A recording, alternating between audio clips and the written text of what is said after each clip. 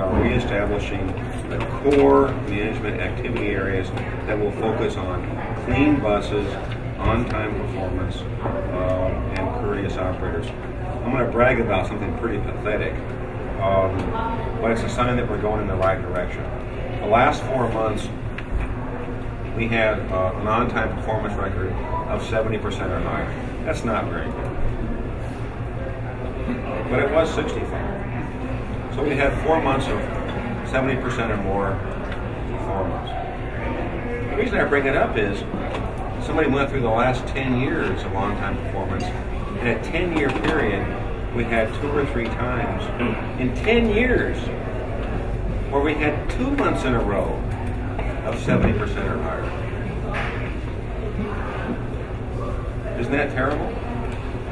So what that means is to the customer in the street, with lousy on-time performance, with buses running late and buses running ahead of schedule, we have a system which is basically not attuned to the interest of the passengers.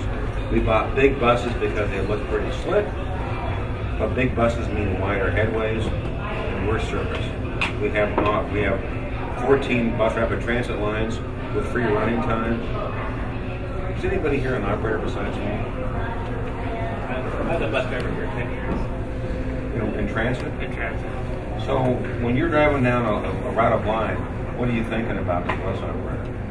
Getting to the end of the line. Getting to the end of the line. This is not rocket science. What is at the end of the line? The coffee, the hot dog, the restroom, and the cigarettes. Not always a restroom. It's a minor point.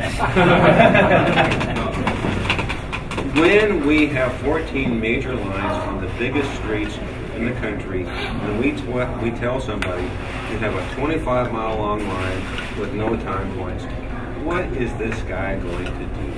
Run as fast as he possibly can. Yes, sir. He's going to turn on the afterburners. Blast off, we're going. Now, for those of you who are out in the streets, when you see 3 or 4 buses bunched together, that is an indication of a collapsed schedule. The fact that it occurs all the time is an indication of that is going to change. I'm not telling you it is my goal to change it. I am telling you that is going to change.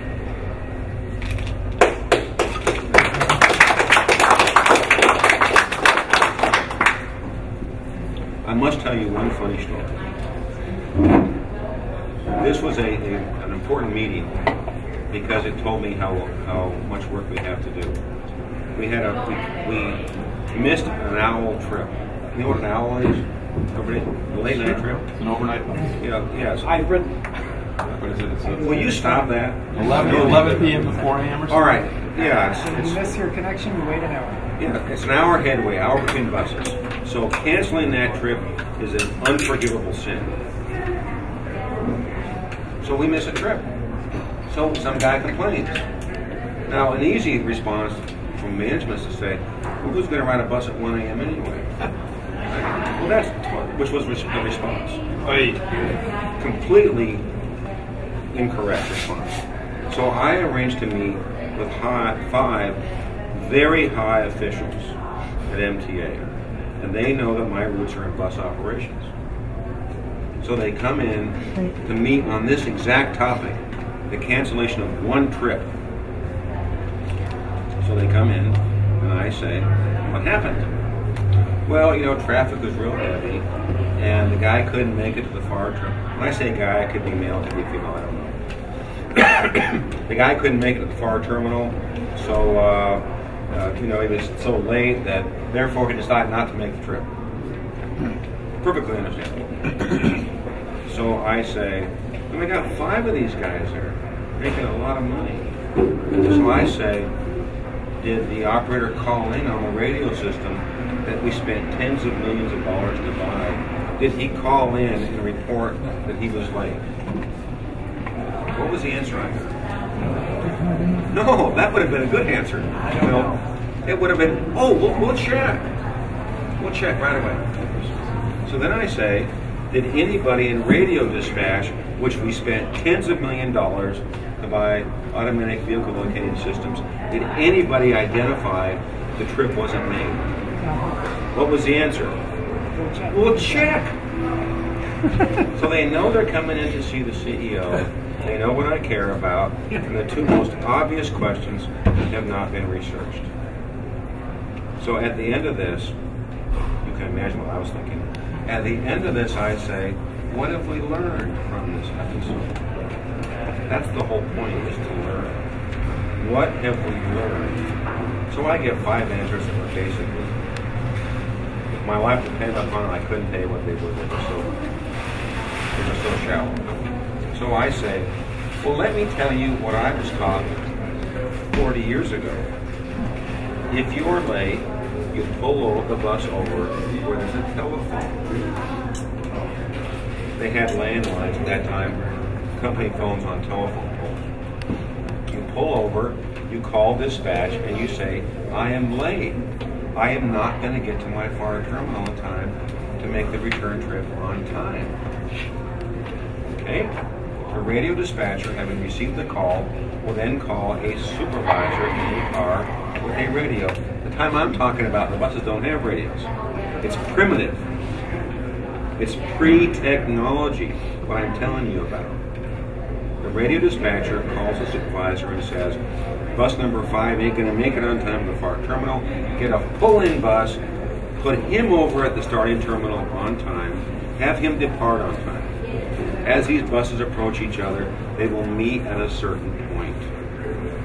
At that location, the 2 operators will swap buses. Now the bus that departed at the far terminal is on time. It's called a relay. Bus operators were taught about this 40, 50, 75 years ago. MTA top management was unaware of the concept. Doesn't surprise me as a writer. So we have much work to do to create a focus on those basic concepts. And maybe even more important, creating caring about how this works. It's not just knowing, it's caring. So, what are we doing at the MTA on a more broad basis? I told the board during the interview a year and a half ago, the MTA needs to be an employer of choice. The last year, we've hired Paul Taylor as Deputy CEO, Doug Failing to run the highway program from Caltrans. A few days ago, Mark Loveborn to run the planning program. We are creating, I believe, the best management staff in the transportation industry at the local level. Far cry from before. A year and a half ago, I would have argued OCTA top management is better than MTA. I would not make that argument today, but we're not done. The sectors are gone. All the different schedules departments are all gone. They're now coordinating. We're getting folks focused on quality control and service integration, buses and trains. We are focusing on program management, whether it's a purchase of buses or rail cars or whatever it might be. We really need to strengthen that area, and we really need to strengthen our management of capital projects such as railways. I believe that the MTA is taking a much stronger role in the management of the Expo line with the Expo Construction Authority and with the Gold line, the Foothill line, and the San Gabriel Valley. And we are going to be revisiting how we manage the rail projects and the highway projects within the MTA. We need to do a much better job, so we are creating the capacity to do that. Important to this is very early review of design and design assumptions and budget assumptions, so that we don't have project advocates seeking to consume every bit of money they can to role play their individual projects. If I'm an advocate for a given project and I get more money for it, and that lessens somebody else's project, I might not care. So what we're going to achieve is a much higher level of integration between the various projects. Now I'm going to look at Bart's list of the 2010-11 budget. We've just had a layoff of 80 people involuntarily. We've abolished 240 positions. We've reduced a couple $100,000 of service in the June schedule change.